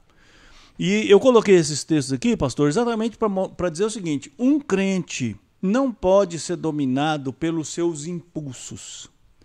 Por mais impulsiva, por mais atraente, por mais tentadora que seja a possibilidade desse relacionamento, eu preciso voltar lá na primeira pergunta. Em que essa relação vai me tornar um servo de Deus melhor? E é curioso isso, voltar lá no julgo desigual, né? Uma fé cristã, ela pode ser muito diferente de outra expressão de fé cristã. Exato. E isso pode ser um problema muito sério no relacionamento. Então, por que você vai investir seu tempo? Porque você está apaixonado? Porque você está com muita vontade? Porque você está determinado? Olha, os textos que eu coloquei aqui, eu vou acrescentar mais um aqui, 1 Pedro 4. Ora, tendo Cristo sofrido na carne, armai-vos também vós do mesmo pensamento. Pois aquele que sofreu na carne deixou o pecado, para que no tempo que vos resta na carne já não vivais de acordo com as paixões dos homens, mas segundo a vontade de Deus. Então a gente falou lá atrás que a gente vive numa época em que o que domina as decisões das pessoas são as suas paixões, não necessariamente pecaminosas, né? E Pedro está dizendo que Cristo venceu o pecado para que nós também não sejamos dominados por essas paixões, inclusive essa paixão romântica de você idealizar uma pessoa e você investir sua vida em um relacionamento que, no princípio, já se apresenta como um relacionamento que pode ser problemático. Exato. Aí eu vou fazer um comentário aqui. Eu acho que o Vicente fez um comentário aí, né? Falando que ele casou, a Márcia não era crente e tal. Então, assim, Vicente, glória a Deus, porque Exato. Você é a exceção. Né? Se eu quisesse dar um exemplo, podia dar um exemplo da minha mãe, que casou com um homem que não era crente, que era meu pai, e orou por ele enquanto ela viveu, e ela morreu, e ele ficou não crente, aí, até onde eu sei, até morrer. Né? E não foi um casamento fácil. Né? Então, assim... glória a Deus que, na misericórdia, Deus faz essas coisas, né? Exato. Mas a pergunta que eu convido você a fazer é: por que investir sua vida nesse aspecto tão primordial que é a intimidade conjugal em uma relação que tem muita chance de te dar muitos problemas? Exato. Né? Seria assim uma imprudência você investir nisso. E se você não é imprudente na hora de comprar um carro, na hora de escolher um médico, na hora de escolher uma carreira, na hora de decidir onde você vai morar, por que você seria imprudente em decidir escolher alguém com quem você vai compartilhar a sua vida, se aquelas primeiras impressões apontam para possíveis dificuldades? Então eu não posso dirigir minha vida pensando na exceção. Exato. Eu preciso dirigir minha vida pensando na regra, naquilo que é estatístico, né? Então, E aí pensando disso, e aí quando a pessoa destacou, né, essa questão da fé reformada, eu inclusive pensei no ponto de pessoas de tradições cristãs ou tradições teológicas diferentes que tentam a união. Exemplo, um presbiteriano que namora ou está desenvolvendo um relacionamento com uma pessoa, por exemplo, de uma Assembleia de Deus. São tradições religiosas diferentes, teológicas, visões teológicas diferentes.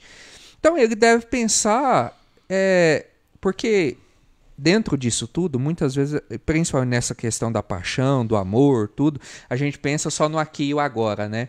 A gente não olha lá na frente nos desdobramentos daquilo. Então, por exemplo, é um casal que possivelmente, se nenhum dos dois, ou ela não vem, ou ele não vai, que todos os domingos vão estar separados. Exato.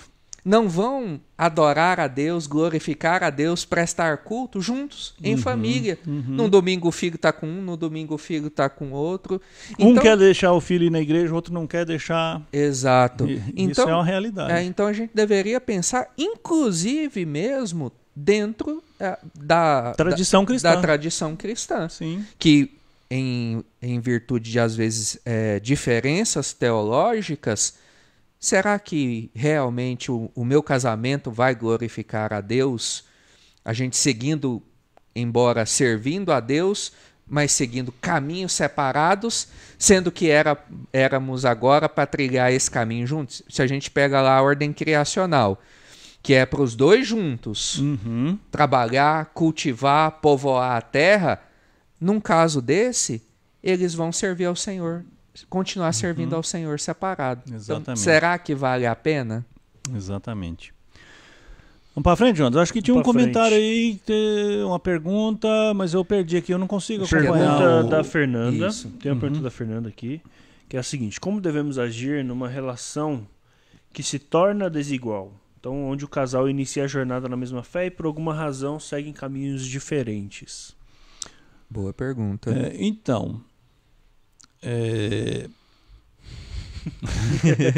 Não, eu sei a resposta, que eu estou pensando aqui, como é que eu começo essa resposta, né?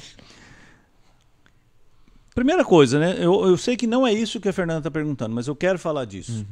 As divergências teológicas, temperamentais, profissionais, não são licenças bíblicas para uma separação. Exato. Então eu sei que a Fernanda não está falando de separação, mas eu aproveito o gancho para falar isso. Exato.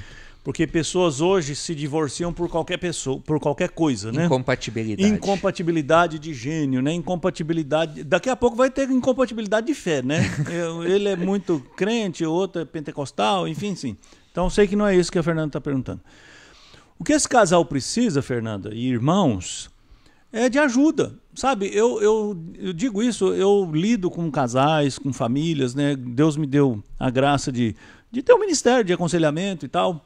E eu vejo que muitas vezes, quando um casal procura ajuda, O caldo já entrou. já está assim, é aquele câncer com metástase em todos os órgãos. E aí, o conselheiro, ele não vai fazer um tratamento, ele precisa de um milagre, né? E muitas vezes, eu confesso, gente, eu já atendi casais que o casal senta na minha mesa e começa a falar e eu começo a orar: Senhor, me ajuda porque eu não sei nem o que falar. Senhor, me socorre porque eu não sei o que fazer. Por quê? Porque a situação deixou-se agravar tanto que aquele casal não precisa de aconselhamento, mas precisa de um milagre. Precisa de um Deus descer na nuvem escura e fazer uma mudança, né? Então, assim, começou a haver uma divergência, procurem ajuda, procurem aconselhamento, conversem sobre essas divergências, né? Tratem essas divergências, né? Tentem encontrar um ponto de convergência. Por mais que haja opiniões diferentes, há um ponto de convergência. Por exemplo, se os dois são cristãos, olha, o ponto de convergência extraordinário que é Cristo. Exato. E Cristo vai nos capacitar a pensar concordemente, como Paulo orientou em uma de suas cartas, né? Quando lá tinha aquelas duas mulheres da SAF brigando, né? A dona Evode e a dona Cintiq, que estavam lá numa pendenga danada por causa de programação da SAF. SAF não é da IPB, viu, gente? É Sociedade Auxiliadora de Colossos. Sociedade Auxiliadora Feminina da Igreja Presbiteriana de Colossos. Exato. Paulo pediu lá para alguém ajudar, para alguém entrar no meio da controvérsia e conciliar, né? Então, e aí essa busca de uma conciliação, nós cristãos, nós saímos na frente, porque nós temos um ponto de convergência extraordinário que é Cristo, que é a vontade de agradar a Cristo. E aí, na vida conjugal, o marido, já que é cristão, sabe que ele tem que cuidar da sua esposa como Cristo cuida da igreja. A mulher tem que se submeter ao seu esposo como parte do seu dever espiritual para com Cristo. Então, esse casal está na frente. Mas é preciso procurar ajuda para que essa divergência não se transforme num conflito. Exato. Né?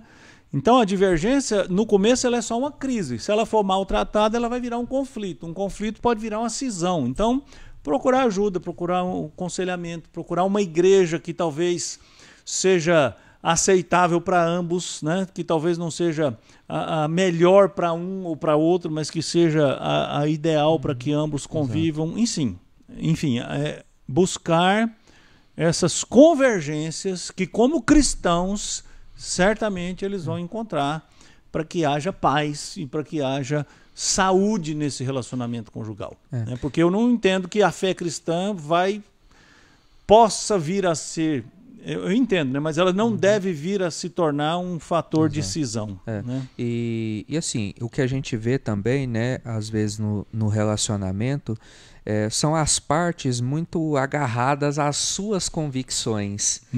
Às vezes daquilo que ela acha melhor, de como deveria ser conduzido.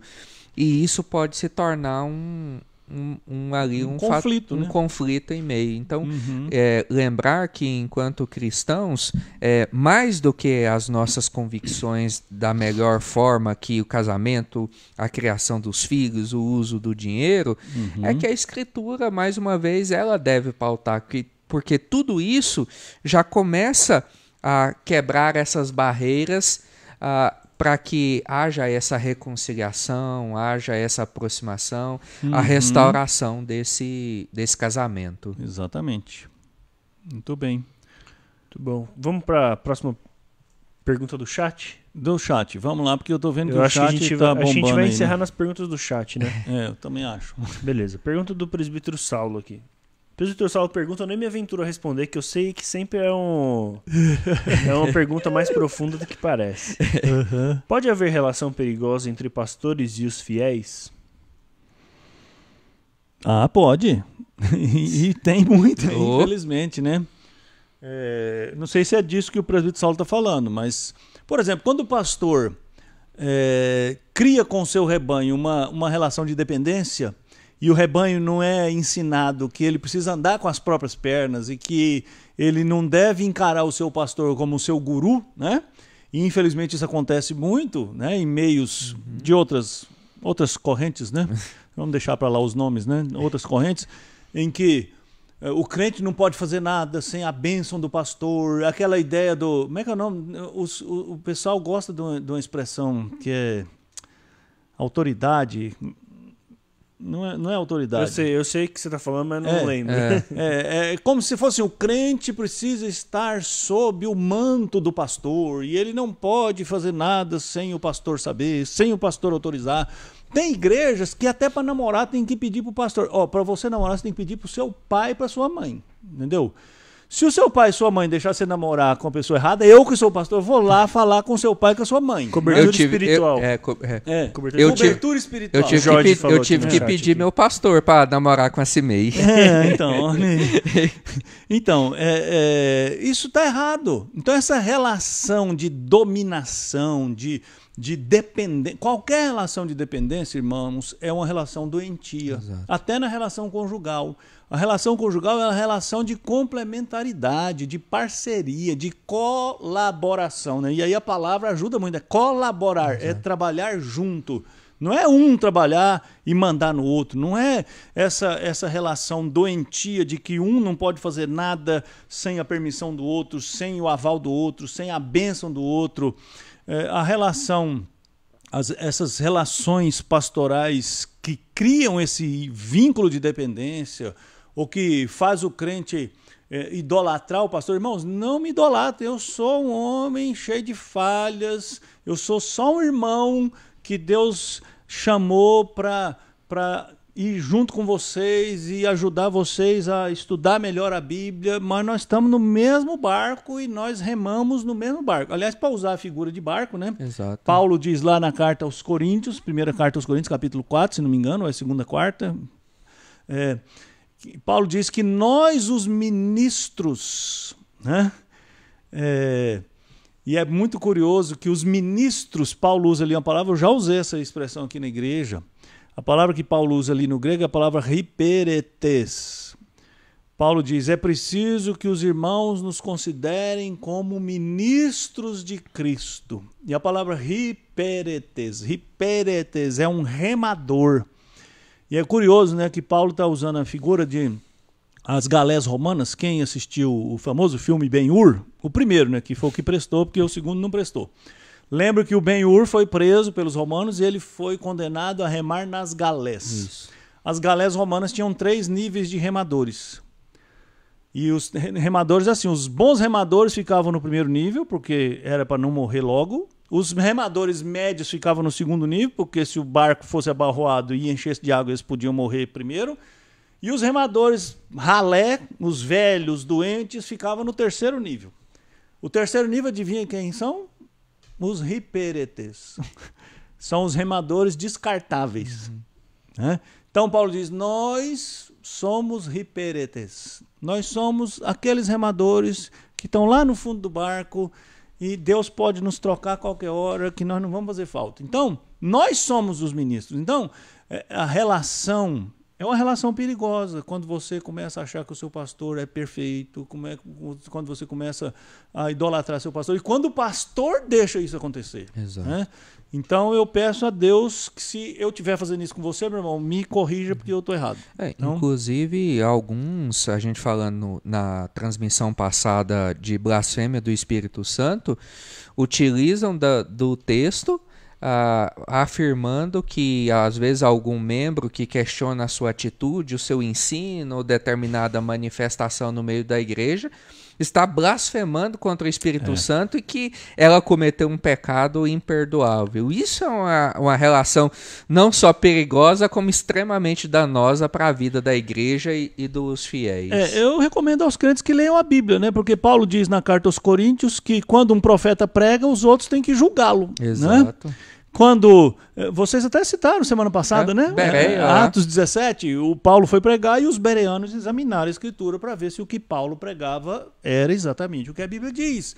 Então, é o dever cristão examinar aquilo que está ensinado à luz da Escritura Sagrada. Então, essa relação de dependência, como o Ricardo está falando aqui, ó, de cobertura espiritual, né? É isso mesmo, né? Alguém falou antes, o Jorge, né? Esse negócio de cobertura espiritual. Gente, a única cobertura boa é cobertor nesses dias de frio que você está enfrentando aí. Então você precisa de uma cobertura boa, né? Pastor não dá cobertura espiritual para ninguém, irmãos. Pastor é seu irmão. Vou usar uma metáfora assim. O pastor é seu irmão mais velho, que geralmente é aquele irmão chato, que fica pegando no seu pé, que fica falando que você precisa mudar, mas é um irmão. Exato. Que está junto com você e que ora com você, que ora por você, mas que não tem um poder espiritual sobre você. O único mediador entre o crente e Deus é Cristo. Felizmente, a Reforma Protestante resgatou essa doutrina fundamental da fé cristã, que é o sacerdócio universal. Exato. Eu, pela graça de Deus, como seu pastor, tem uma responsabilidade sobre você, e você, como ovelha, precisa ouvir o que eu digo, mas não precisa concordar cegamente com o que eu digo.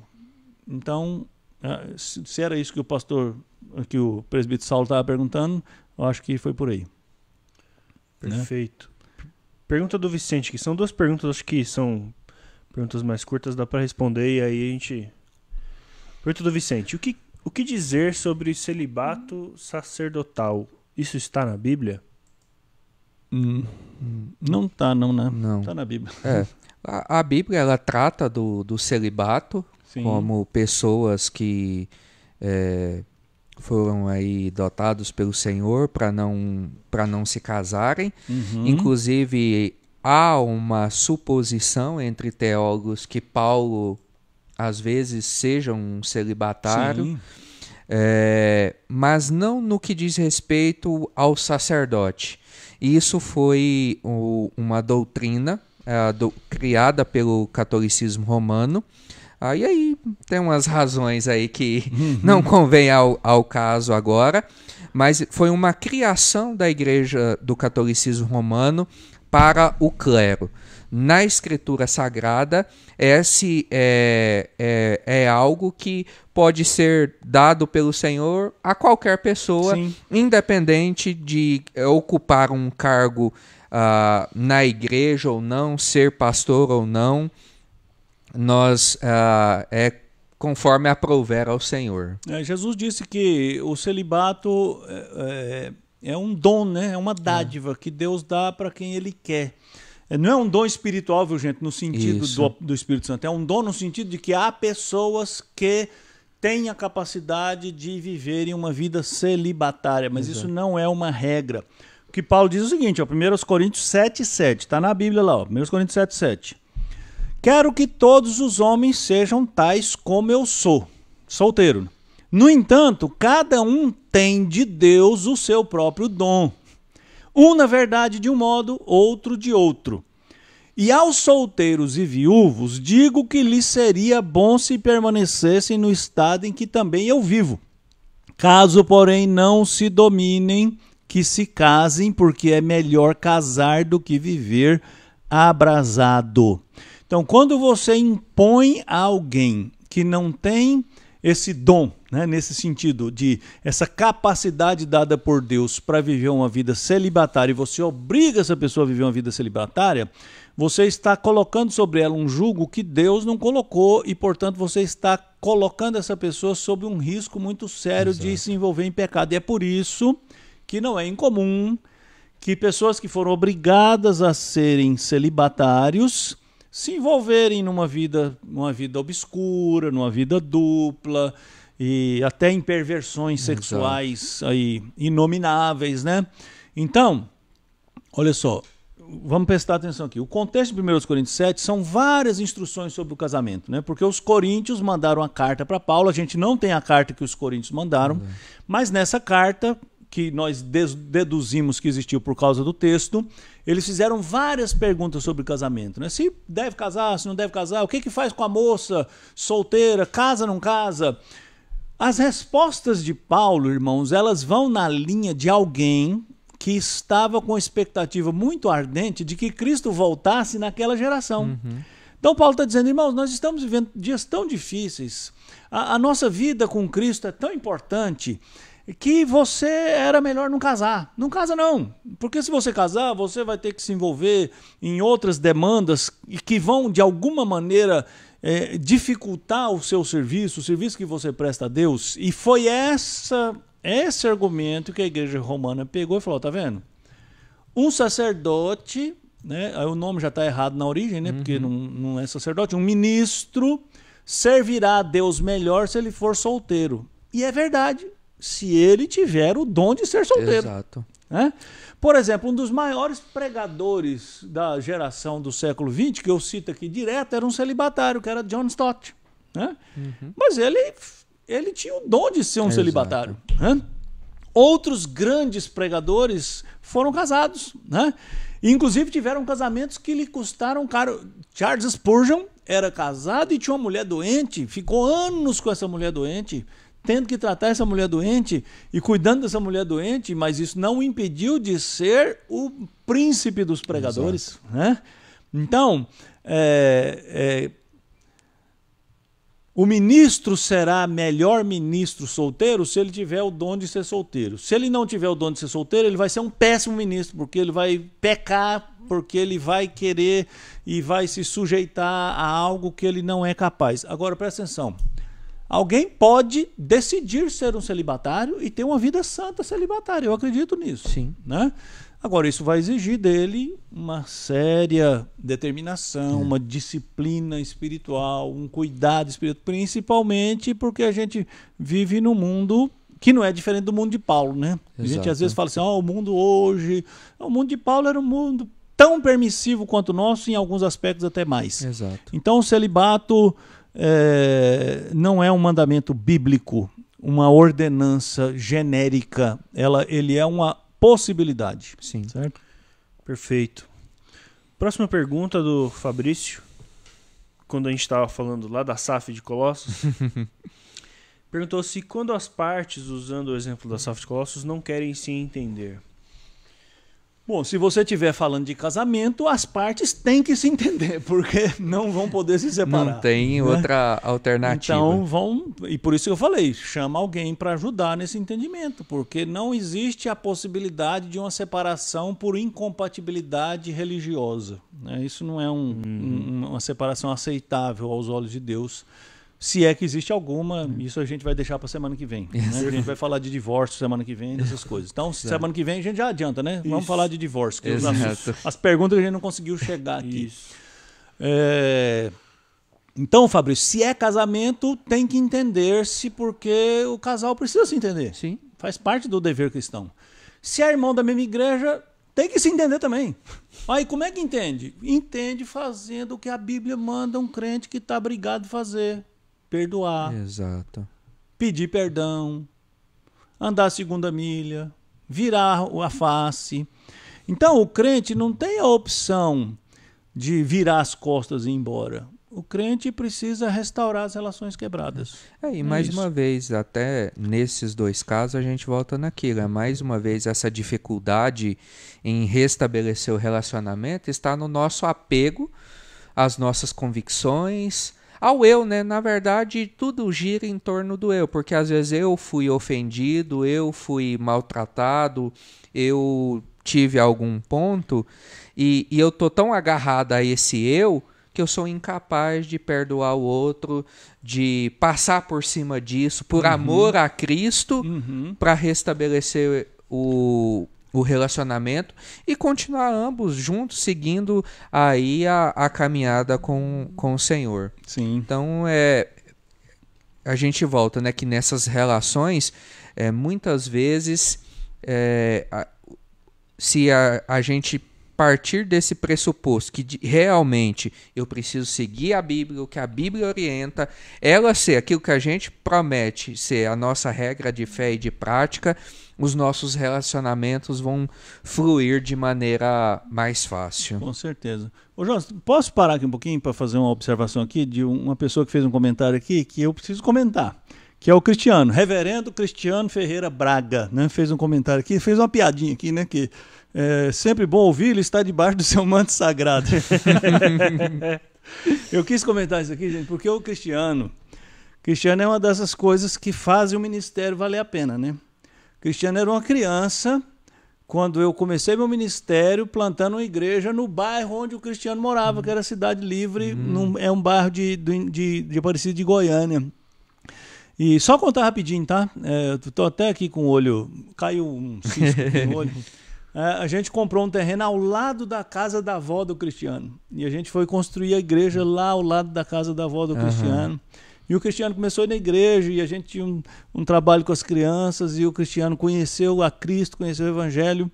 E hoje é pastor, né? Foi pastor na primeira igreja que eu pastoreei como pastor, que é a igreja de Gromínia. Me convidou para pregar lá. Melhor cidade do Brasil. Melhor cidade do mundo onde o Jonatas nasceu. Né? Melhor cidade. Eu vou até adicionar o Cristiano aqui, porque os crominienses tem que se juntar para fazer uma força. Não, mas o Cristiano não é crominense, ele foi pastor em Cromínia, né? Certo. E me deu a honra de voltar em Cromínia para pregar no aniversário aqui. Cristiano, muito bom ter você aqui, viu? Muito legal. E fica aí debaixo do manto. Vamos lá. Tem mais pergunta aí pra gente Tem terminar? a última nosso pergunta. tempo já acabou.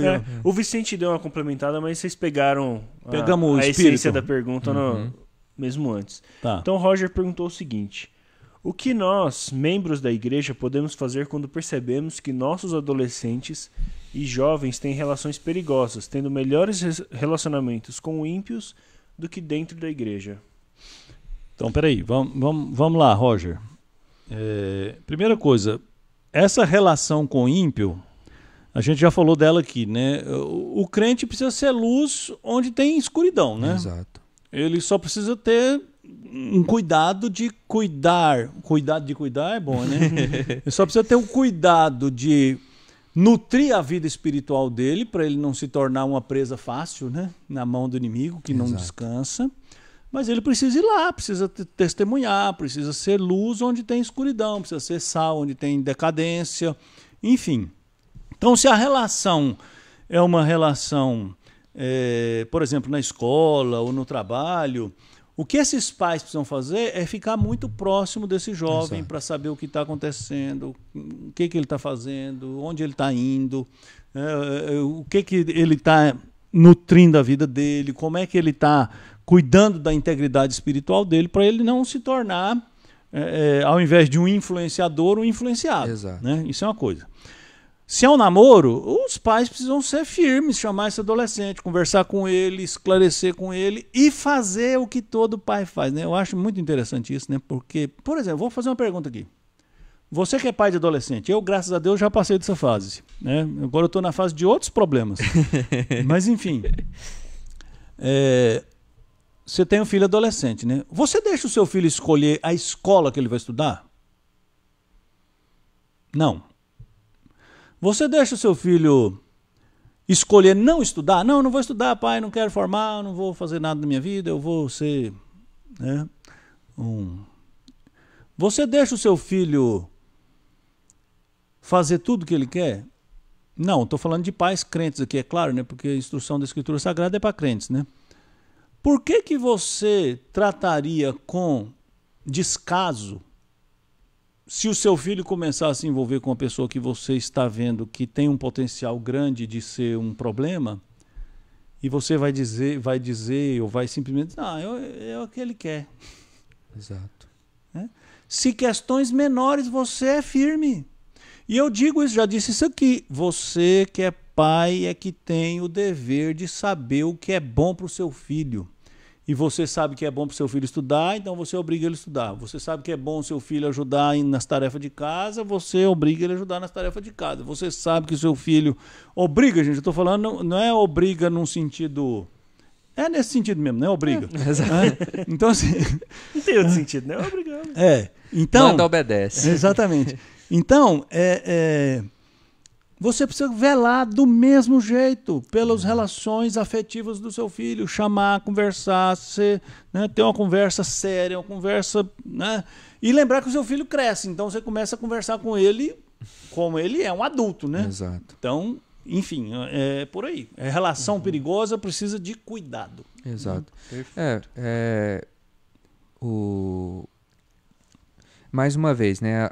Às vezes para mim que não tem filho é mais difícil falar por não, às vezes, ter passado por essa questão, mas parece que a gente também fragmenta, né, as nossas relações com filhos. Em uma parte onde eu, como pai, tenho autoridade e interfiro, e em outras eu deixo a cargo do meu filho. Exato. Mas nessa ideia dos pais serem esses os responsáveis pelos filhos enquanto esses estão debaixo do lar, envolve todas as esferas. E eu acho que os pais, de maneira alguma, devem ficar receosos de lidar com seus filhos nesse ponto específico. Porque se eu me preocupo, como se eu vou com a escola, é porque a escola, ele tendo uma boa escola, ele vai ter um bom estudo e vai ter um bom futuro, vai ter um bom cargo, vai ter um bom salário.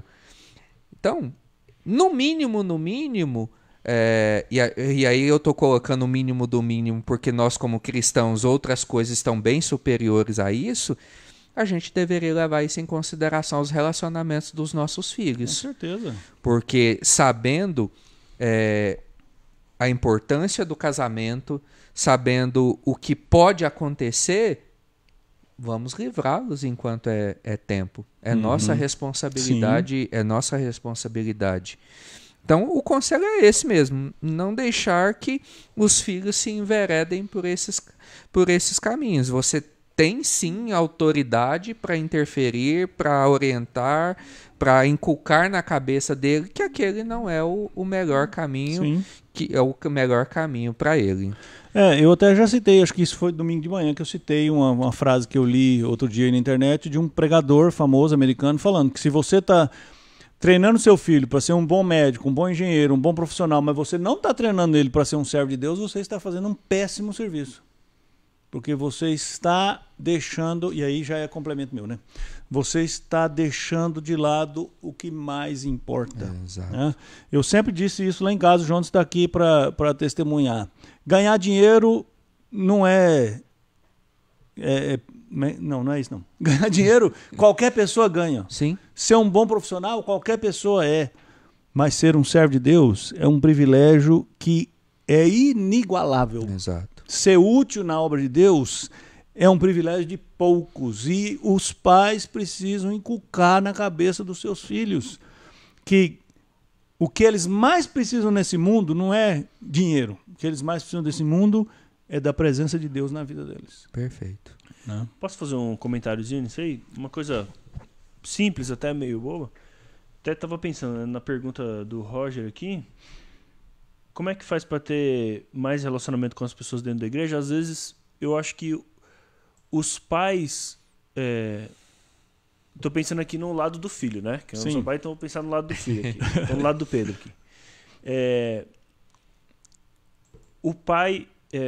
às vezes, os pais podem reclamar da igreja, sabe? Na frente dos filhos. Eu não sei explicar isso direito, mas assim... Testemunhar que a igreja é um bom lugar para se fazer amizade. Acabou o culto, tá dentro do carro. Ah, você viu lá que fulano de tal, não sei o que lá. Eu acho que esses comentários vão minando no coração um comportamento, uma aversão, entre aspas, aí, à igreja, né? Exato. E também, assim, a gente tem bons relacionamentos com quem a gente convive mais, né? Então, estreitar os relacionamentos com o pessoal da igreja, né? As crianças têm que ir onde os pais vão, né? Então, as crianças vão estar lá na casa, depois da pandemia, na casa dos irmãos da igreja. Então, eu acho que isso tudo pode cooperar. Incentivar, né? Levar. Como você está falando, infelizmente, muitos pais fazem um péssimo serviço porque fazem os seus filhos odiar a igreja. Porque quando entra no carro, a primeira coisa que fala é: pastor, hoje falou 1h15, né? Aliás, domingo eu preguei 1h15, eu fiquei escandalizado, irmãos. Desculpa, tá? Semana que vem eu vou pregar 1h30. Foi pouco, né? Então, assim, já começa a reclamar do pastor, reclama dos irmãos, reclama do diácono que está na porta. O diácono pôs o termômetro na sua testa e não sei o quê. Sabe, a criança fica ouvindo aquilo e fala: esse lugar... Não é bom, né? Esse lugar é horrível, né? Então isso é um péssimo serviço e, enfim. E aquilo que o senhor falou, é tanta live, né, que eu até me perco. Domingo, a respeito, né? Às vezes a igreja também é um terreno estranho para a criança, né? Que os pais às vezes não têm esse cuidado de trazer a criança, de inseri-la na realidade da igreja, de fazê-la participar. Às vezes a igreja se torna um terreno estranho. E como ela então vai desenvolver um relacionamento com pessoas que ela sequer conhece? Perfeito. Então, é aquele ponto, né? O equilíbrio sempre é o melhor caminho na caminhada cristã. Pronto, vamos acabar, né? Vamos acabar. A conversa aqui vai longe. Estamos igual domingo. Exatamente. Daqui a pouco... Já que você mandou um abraço pro Cristiano, posso mandar um abraço pro Bruno aqui, que deixou claro, comentário eu vi aqui. o Bruno aí, né? Bruno ele é da Igreja Batista Ebenezer aqui, né? Ele foi meu primeiro professor de bateria aqui em São Paulo. Muito Não bom. sou digno de usar as baquetas que ele usa, que toca demais. Então eu fui um aluno muito marromeno. Mas obrigado, viu, Bruno? Muito legal que você está aqui. Aqui também hoje teve o Ramon, que foi minha ovelha lá na congregação em Pontal do Araguaia, olha só, lá em Barra do Garça, nos acompanhando aqui também. Muito obrigado, bom. Ramon. Grande abraço. Obrigado, irmãos, aí das nossas velhas histórias. Acompanhando aqui. O Paulo Porto foi minha ovelha no Mato Grosso aqui. Já vi o Bruno aqui. Acho que não vi o Bruno hoje aqui, mas se ele tiver aí, um abraço. O Bruno, tio Renner também comentou aí. Então, bênção, viu? Muito bom, muito bom. Beleza. Vamos lá. Acho que é isso, né? Vamos lá. Fazer uma oração, depois a gente faz as despedidas. Vamos lá. Você ora? Vocês estão me olhando aí. Tá bom, eu oro. Senhor, nosso Deus, nós agradecemos por esse dia, agradecemos ao Senhor por essa oportunidade dessa live aqui, dessa transmissão com os nossos irmãos. Verdade. Agradecemos porque o Senhor tem se mostrado presente, Deus, nessas conversas, nesses estudos. Verdade. Nós temos aprendido, Senhor, temos crescido juntos e isso é um privilégio que o Senhor nos dá, Deus. Muito Amém. obrigado. Peço que o Senhor continue nos abençoando, nos dando a oportunidade de participar desses momentos, Amém. Senhor, e que seja bênção para a tua igreja, para o teu povo, Deus, e que assim nós possamos continuar caminhando em direção à tua vontade, Deus. Amém. Jesus.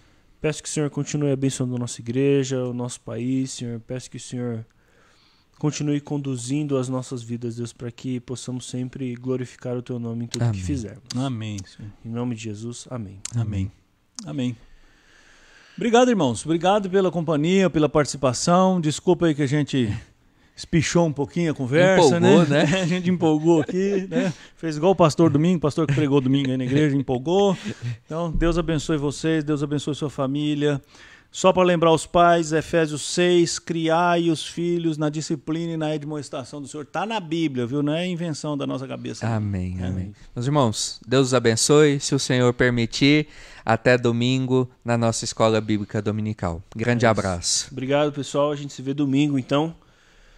Compartilhe essa transmissão, assista de novo se você chegou no meio, curta a página, nos ajude aí nessa divulgação. Certo?